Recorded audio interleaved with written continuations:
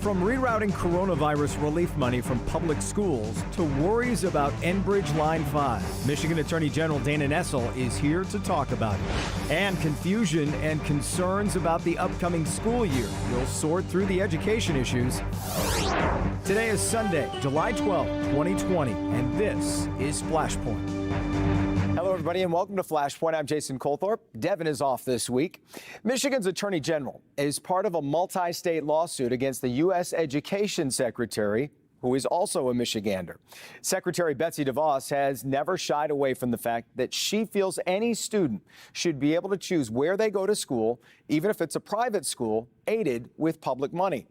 AG Dana Nessel is here to discuss the lawsuit that some believe could cost some Michigan school districts millions of dollars in funding if DeVos's plan is implemented. We'll also discuss the status of the Enbridge pipeline in the Straits of Mackinac that she is fighting to stop, and if she thinks it's the ecological disaster waiting to happen that others do. And our virtual panel is here today to talk about what every parent is worried about, and that is the start of the coming school year. It's only about 7 weeks away now, and at every level, heads are swimming with questions from administrators to teachers to parents and students. What will going back to class look like? Will kids be safe if they return? How are working parents supposed to juggle if districts implement a 2 days in class, 3 days at home schedule? What happens if a teacher tests positive? And where is all the money for all these extra measures going to come from? All that and more right now on Flashpoint.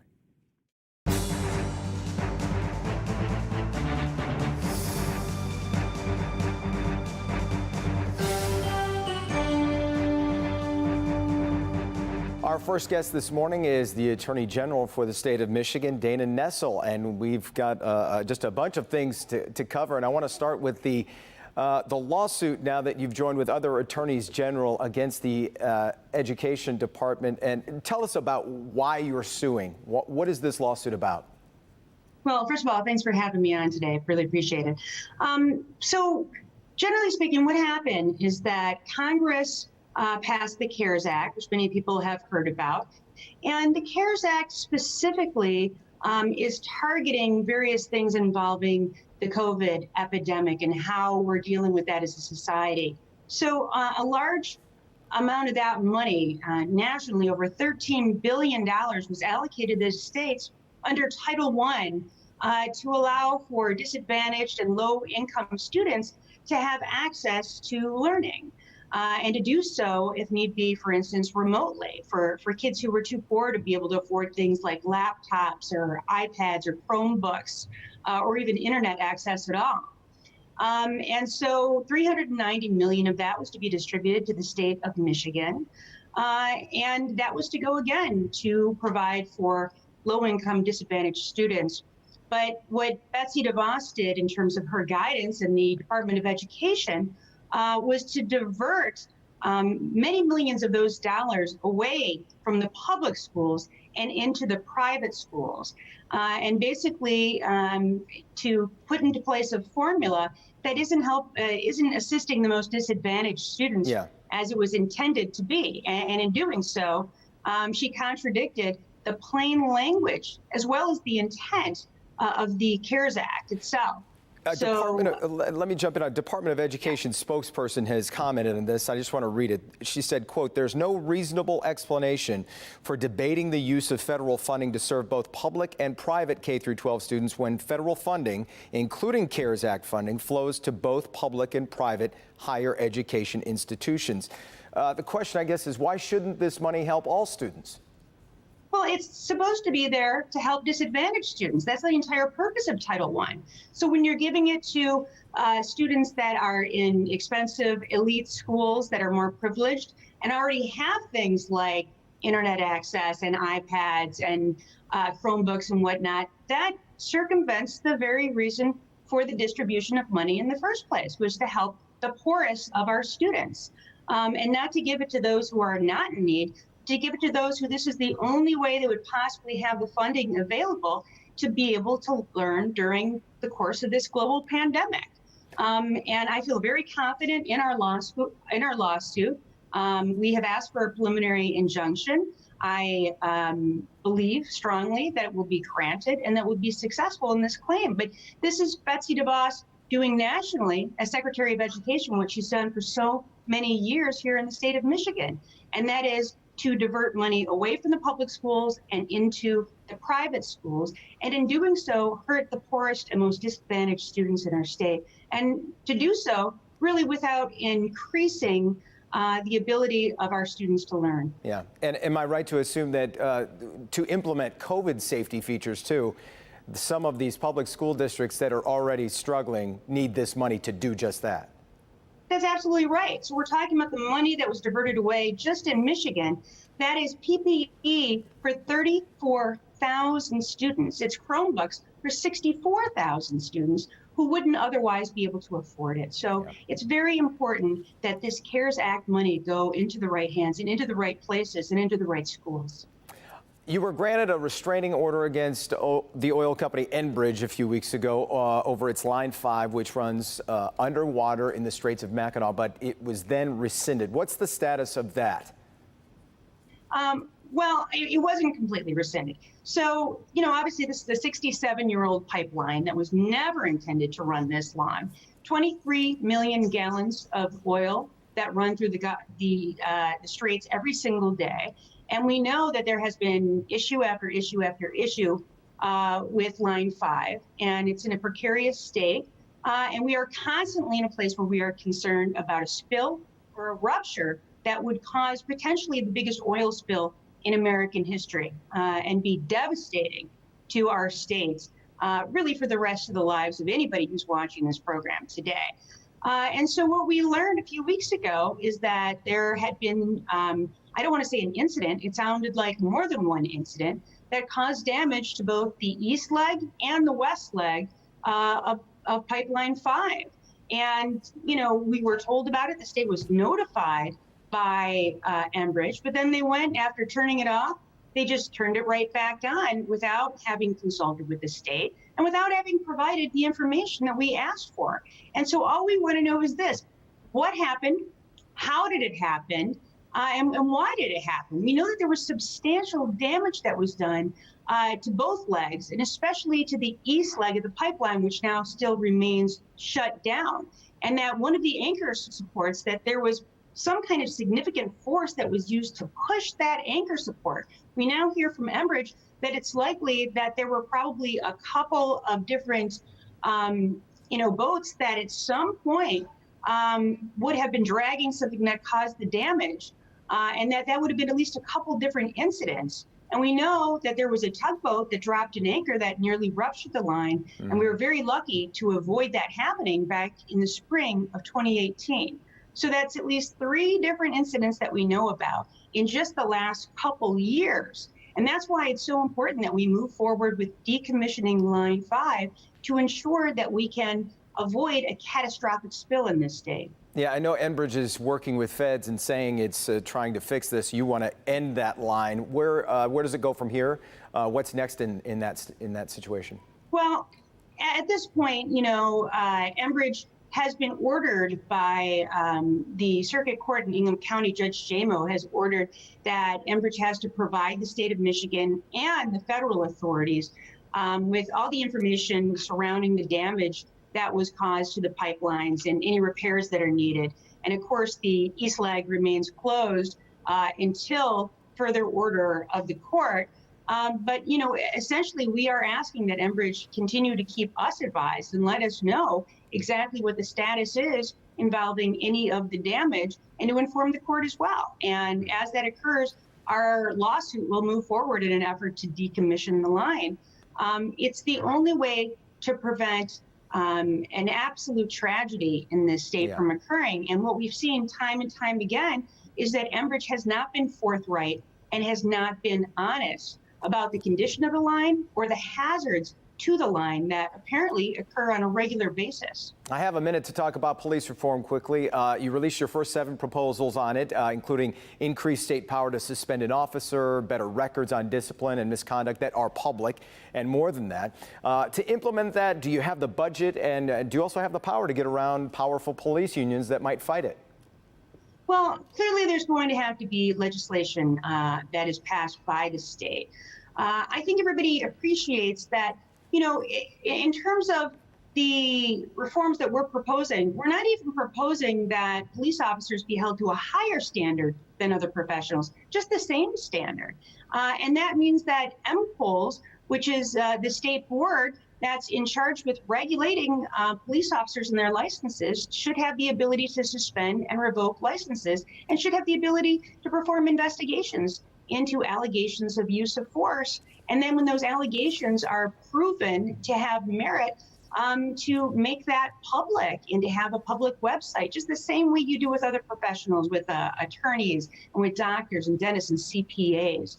We think it's incredibly important. We don't think it'd be very expensive to do this, and we are asking for assistance from the state legislature. Yeah, well, I know you're busy. Obviously, you're busy. We appreciate the time, Madam Attorney General. Thanks so much for being on Flashpoint with us. Thanks for having me. All right, talk to you soon. We'll be back to talk more about the conundrum so many parents are facing as the school year creeps closer. Stay with us.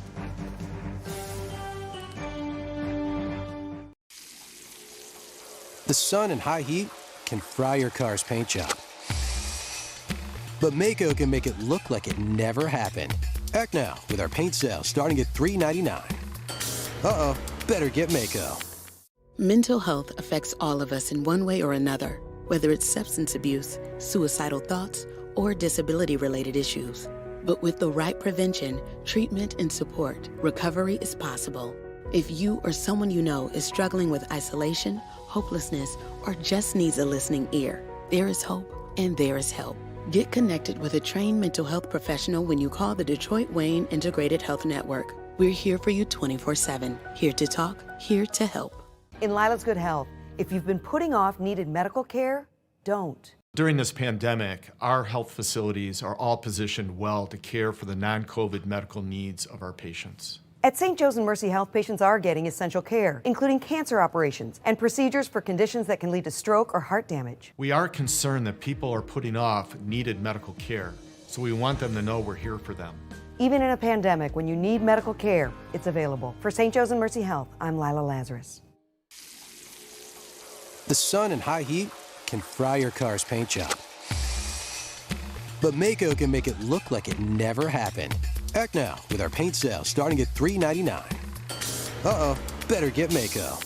Summer is still in full swing, but for many, back-to-school uncertainty is looming.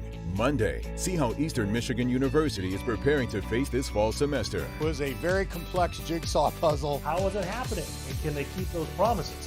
Join us starting Monday at 6 a.m. on Local 4 News Today.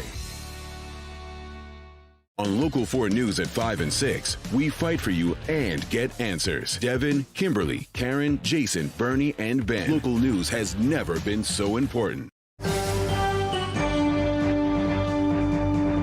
Welcome back to Flashpoint. Let's jump right in with our virtual panel this morning.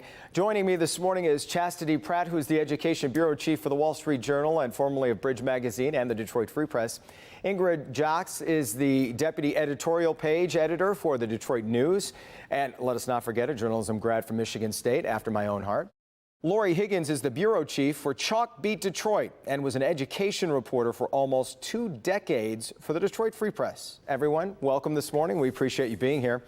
I want to start with, I just talked to the AG Dana Nessel about her lawsuit against Education Secretary Betsy DeVos. Chastity, let me ask you first. I'm going to ask everyone, how important is this lawsuit?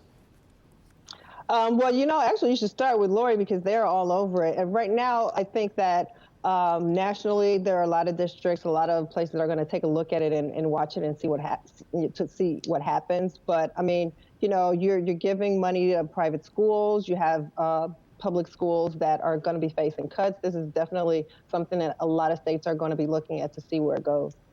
Yeah. Lori, what was your, I know you have been covering this extensively. When you saw this and as you cover it, what jumps out to you with this lawsuit?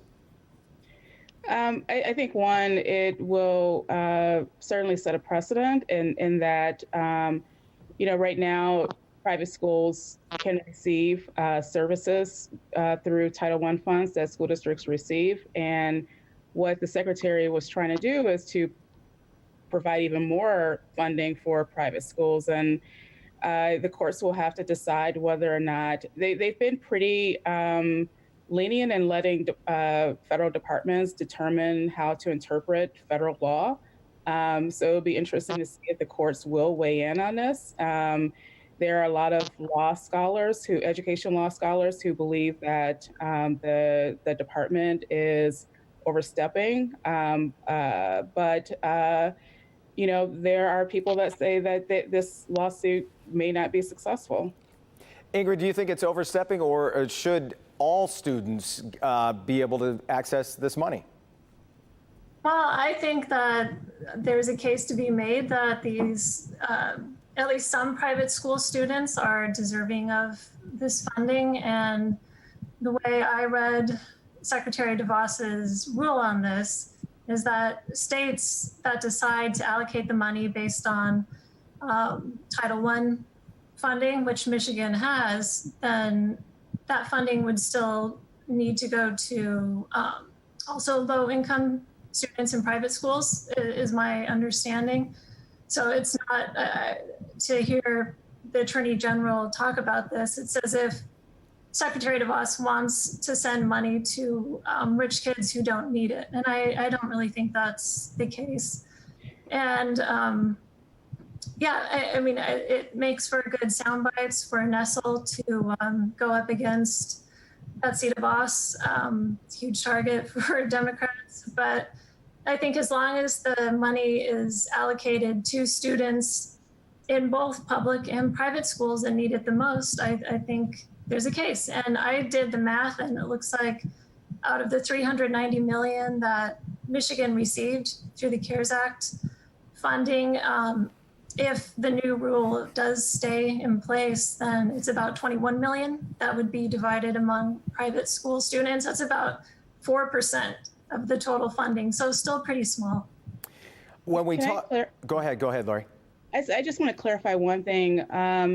I just want to make it clear that she's not just saying this money should go to low-income or needy students in private schools. She's saying that because that's what would have happened anyway, based on the formula that is used to distribute Title I money.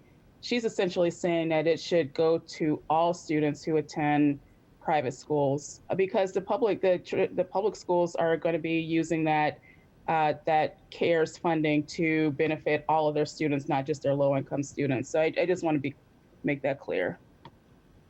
Ingrid, did you want to jump in there? It looked like you wanted to say something. Well, I think Lori's maybe delved into the details more, but I just think the state has leeway to do this fairly for all students. And I think since Governor Whitmer's orders related to school safety and reopening this fall apply to all students, including students in private schools, that it does seem fair that there should be some funding allocated to those students, at least the students in need. Yeah, it's a nice segue for. Go ahead, Chastity. No, I was just going to say that, that's quite obviously the issue. It's an issue of fairness. It's public funds. Should public funds go to only private schools, or should private schools be allowed to access those funds? That has been an ages-old question, and the situation that all schools find themselves in right now is just another reason to continue to have this conversation, and another reason why this conversation is not going to go away anytime soon. Yeah, and we really, the overall question that is on everyone's mind is, what is school going to look like? We're hearing from the federal level and the president just this strong push for full in-person learning. And then the governor responded to that with a tweet and has said some comments saying, I want to make it clear, I will not send our kids and our education workforce into our schools unless it is safe to do so, plain and simple. I've made decisions based on science and facts to keep Michiganders safe since the beginning, and I won't stop now. I want to ask everybody this at this point. What has to happen in your eyes for students to return for in-person learning in the fall? Chastity, I'll start with you again. Well, across the country, and Michigan is no exception, parents and school officials are dealing with, what happens when we don't have school. We know what happened over the past 3 months. We know what happened. There's a lot of students who lost learning opportunities, learning loss. And those who are most disadvantaged are most impacted. So there's a huge push, obviously, to get schools open. But what needs to happen is there's got to be an agreement as to the benefit outweighing the cost. What happens when you have reopening plans where it's staggered and some siblings are at home by themselves? That's a big deal. That's a big question. And so you have to figure out the scheduling. You have to figure out the social distancing. You have to figure out how to pay for it all. You have to figure out which teachers are going to be able to be there and which have to stay home. So there's a confluence of issues here. And obviously, no one has the one good plan. There are all kinds of plans all over the place. And it has to be figured out in, less than a month? Right. So about 6-7 weeks. Ingrid, what do you think the biggest things that need to be hashed out before we can even start sending kids back?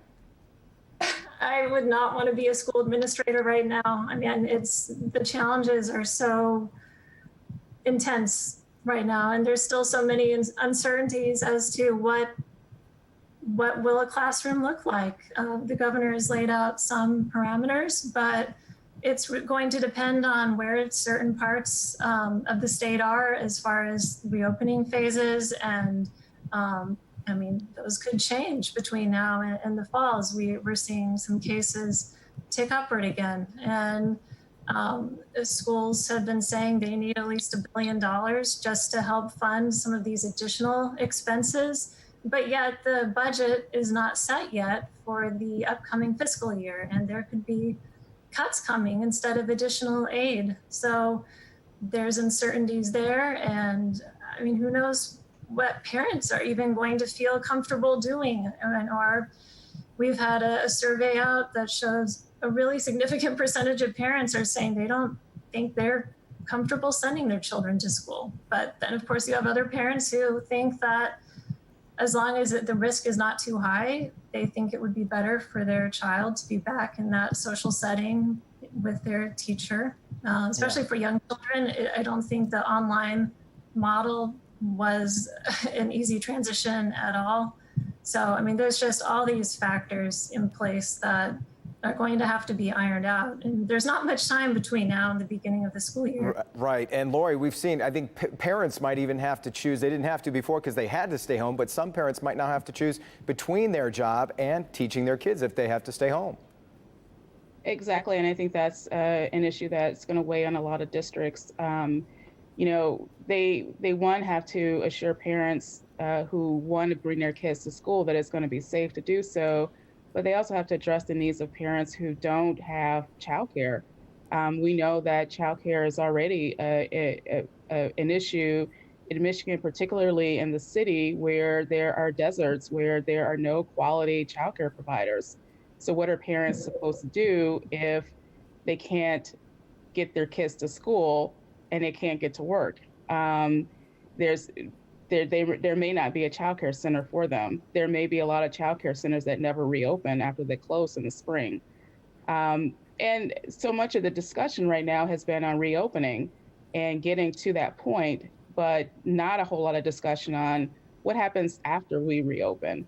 There are so many questions that if I'm a parent, I'm wanting to know the answers to, such as what happens if there are cases that pop up once we go back to school? What are the protocols? There are no requirements in the state guidelines as to what schools should do.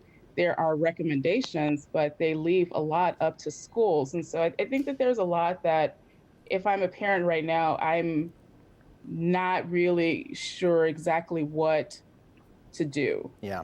And I don't usually quote Mike Tyson. Go ahead. Who's joking? No, to some of the, just Chastity, to a few of those points that Lori made about childcare. Even if there was childcare because your kid has some days in school and some days out of school, who can afford that? There are a lot of families that can't afford to take on childcare costs. And also, if there are cases, how would we know? How would we know? Because children are so asymptomatic. How would we know if there are children who are coming to school and they're, super spreaders?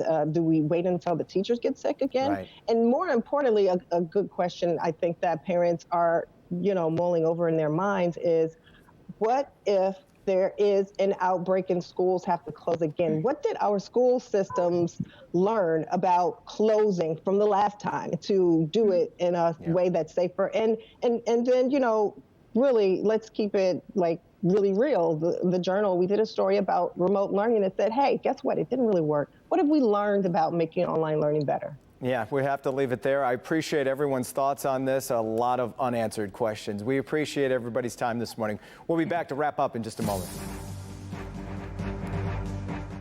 Some may wonder how Apartments.com has helped more renters find their place than any other site by digitally upgrading every one of our employees physically. Ooh. Now, everybody at Apartments.com can and does give 110%. Apartments.com, the most popular place to find a place. The COVID-19 crisis has been the greatest challenge I've faced as a nurse, but I've never been prouder of my Beaumont teammates for helping to lead Michigan through it. Now we're pleased to say we're open for all your medical needs. Whether your screening or procedure was postponed or you're in need of care now, our Beaumont team has created a safe environment for you. At Beaumont, there's no quit in us. And you can be confident we'll take great care of you. Ever wish there was a dry cleaner closer to your house, or maybe a gym in your neighborhood? Businesses make decisions about where to open based on census data. The more people who live in a place, the more attractive it is for investors. That's why it's so important to fill out the census form and be counted. When businesses know you're here, they're more likely to open offices and factories that bring jobs to your town.